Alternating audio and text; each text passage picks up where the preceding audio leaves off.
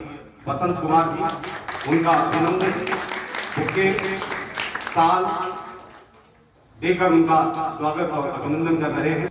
उनके साथ में पहले सरकार जी, पूर्व प्रमुख दिनेश जायसवाल जी, प्रसाद सिंह जी, अजीत सिंह जी। आप कृषि में ऋषि को छुपा रखा है। हम लोग भी किसानी कर रहे हैं, मनुष्यता के निर्माण की किसानी कर रहे हैं। बच्चों के सर्वांगीण विकास के लिए क्या संसाधन समाज और सरकार दे सकता है, उसकी पैरोकारी कर रहे हैं। आज का पूरा आयोजन इस बात को लेकर है कि बच्चों में संस्कार का ऐसा बीज रोपा जाए जो कल के दिन किसी अरुण कुमार की तरह, किसी अविनाश पांडे की तरह देश की सेवा के लिए अपने को आगे ला सके। इस क्रम में साथियों से बातचीत हुई और मऊ जनपद ही नहीं पूरी दुनिया में जिनका नाम बहुत सम्मान के साथ लिया जाता है, श्याम नारायण पांडे जी, जिनके खंड काव्य कहिए, महाकाव्य कहिए, जिसको पढ़ के हम लोग देश के गौरव की अनुभूति अपने जीवन में महसूस करते हैं, जिन्होंने हल्दी घाटी की रचना की, खंड काव्य है, महाकाव्य है, 224 पंक्तियों की कविता है और कविता का ही सरोकार था। तो हमारे यहाँ के प्रभारी जयप्रकाश जी, शैलेश जी, विपुल सुल्तान से चर्चा भी और ये हुआ कि जो माता जी हैं, उनकी स्मृति जी है, उनका इस मंच पर सम्मान हो और मैं उनको ही प्रणाम करने आया हूँ।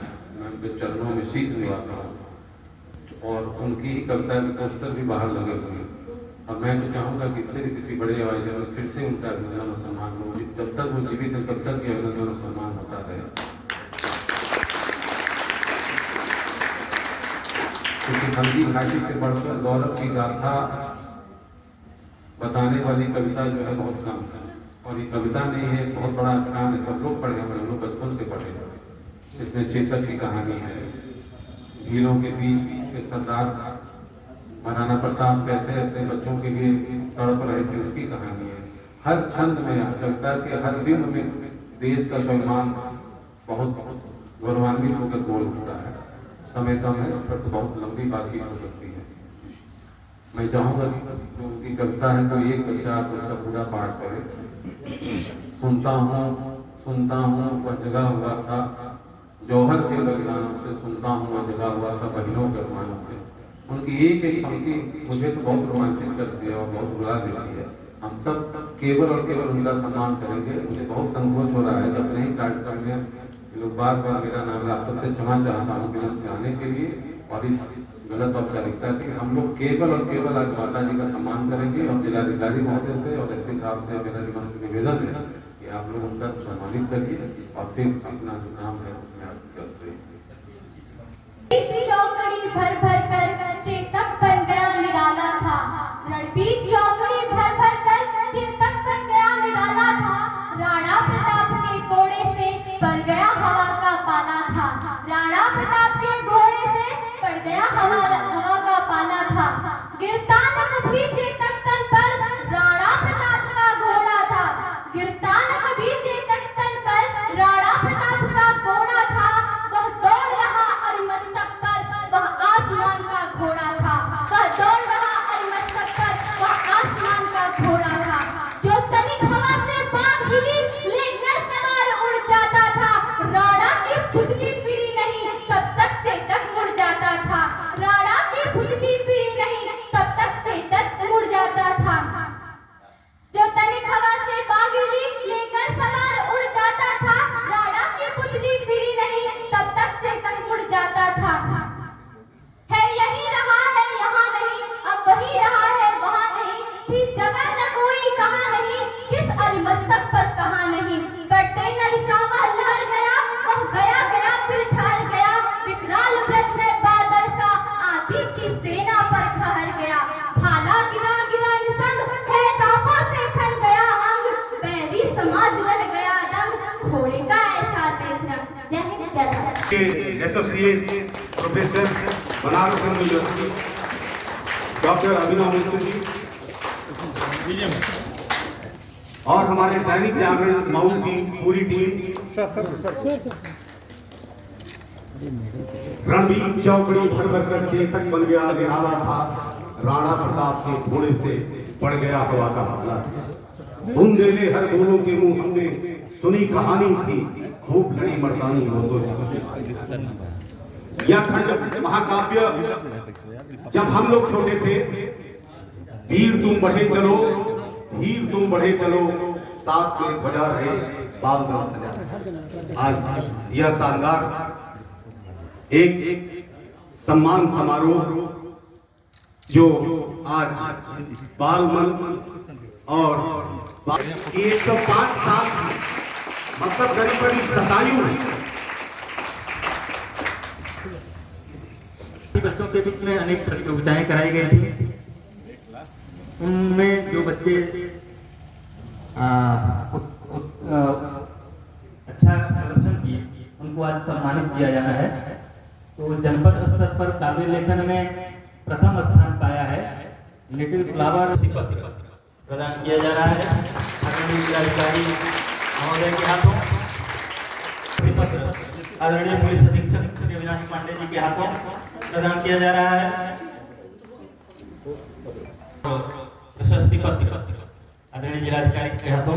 सर्वश्रेष्ठ फोरेंसिक लिंग्विस्टिक विज्ञानियों में है जो बहुत ही कम संख्या में देश में है और करके वैज्ञानिक बनते देखा है भाषा के माध्यम से। एक ग्रुप फोटो में बड़ा मुस्कुराइए आप लोग। हो गया।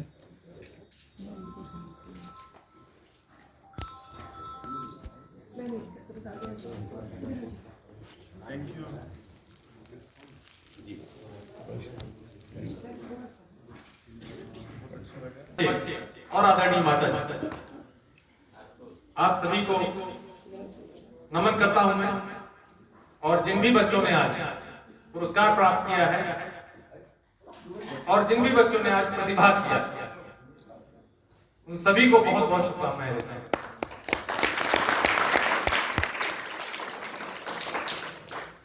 इस प्रकार की प्रतियोगिताएं होती रहनी चाहिए, ये हम सबको पता है, लेकिन क्यों होती रहनी चाहिए इस पर भी विचार किया जाना चाहिए। अगर कोई बच्चा कोई प्रतियोगिता देने जा रहा है, कोई भी काम करने जा रहे हैं, तो अपने आप से ये सवाल जरूर पूछें कि हम ये क्यों करने जा रहे हैं। क्या आवश्यकता है आप में सृजनात्मकता की, आप में रचनात्मकता की, आप में गीतों की जन्म लेने की? क्यों बार बार ये कहा जाता है कि मीडिया आवश्यक है? क्यों बार बार ये कहा जाता है कि बच्चे देश का भविष्य है? ये सवाल कुछ मैं सुन रहा था संपादक जी को, तो ये कुछ सवाल हम सभी के मन में उठने आवश्यक है। क्यों हमारे बच्चों को पता होना चाहिए कि देश में क्या चल रहा है। जिस प्रकार की इंफॉर्मेशन कैंपेन्स और miss information campaigns social media के इस दौर में चल रही हैं, आप लोगों का प्रॉपर्ली इन्फॉर्म होना बहुत आवश्यक है।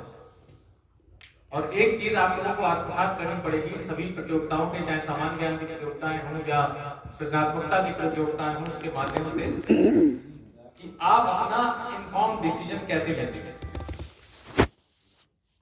जिस प्रकार सोशल मीडिया तीव्रता से बढ़ रहा है, कितने लोगों ने चैट जीपीटी का नाम सुना है?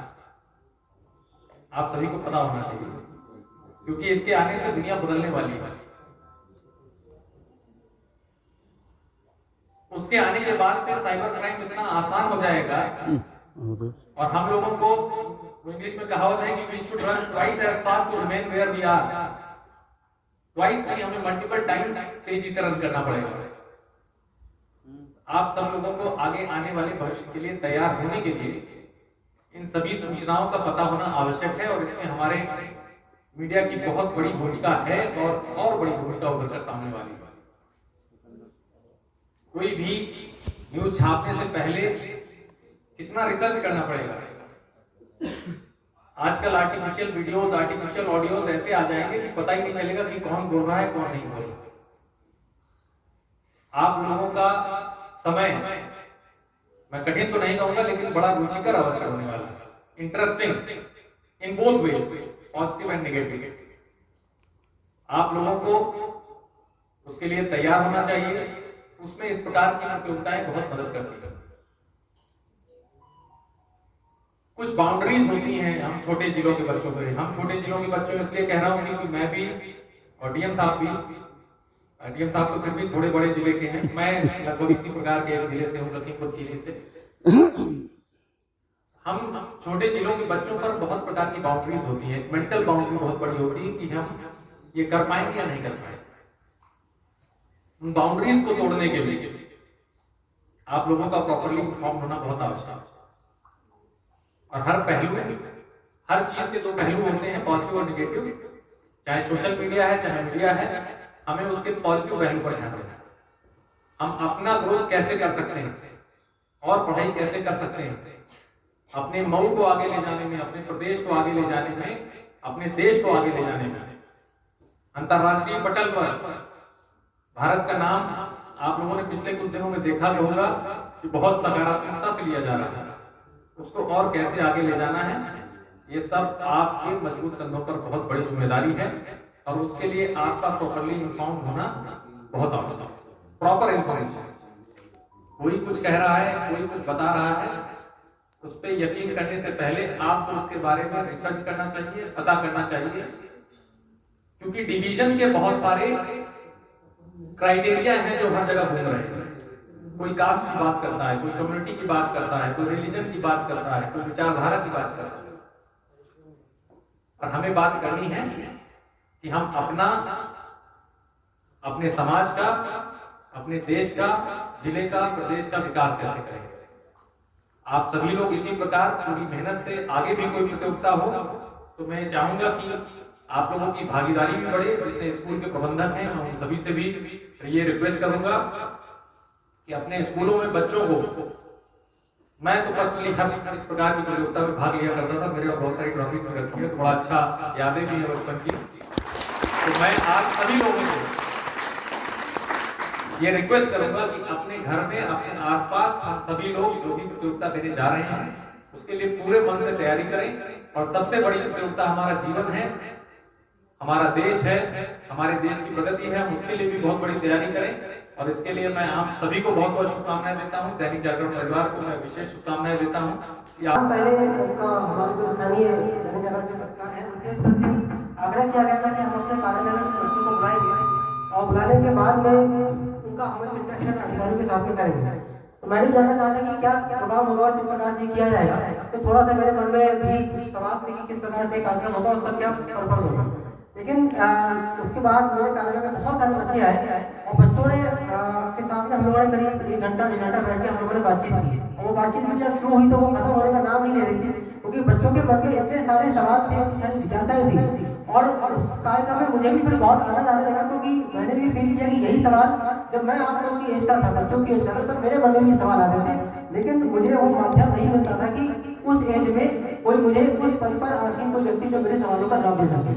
क्योंकि जब आपको एक माध्यम मिलता है, जब आप अपने सामने देखते हैं कोई चीज, किसी पद को, किसी व्यक्ति को जिसका जो आपको गाइड कर सके, मैं आपकी कोई सवाल है तो जवाब दे सके, तो डेफिनेटली उससे न केवल आपके डाउट पूरे होते हैं बल्कि आगे बढ़ने का आपका प्रोत्साहन भी मिलता है। तो वो कार्यक्रम जब मेरे कार्यालय में हुआ, उसके बाद आज ये कार्यक्रम हम लोग उसी क्रम में हम लोग कर रहे हैं। तो इस कार्यक्रम के सफल आयोजन के लिए सर्वप्रथम मैं दैनिक जागरण की पूरी टीम को, विशेष रूप से अपने जो हमारे जिले के काम देख रहे हैं जयपाल जी, उनका मैं हार्दिक धन्यवाद ज्ञापन करना चाहूँगा कि बच्चों के लिए आप लोगों ने ऐसा फोरम दिया और हम अधिकारियों को उस कार्यक्रम से जोड़ा।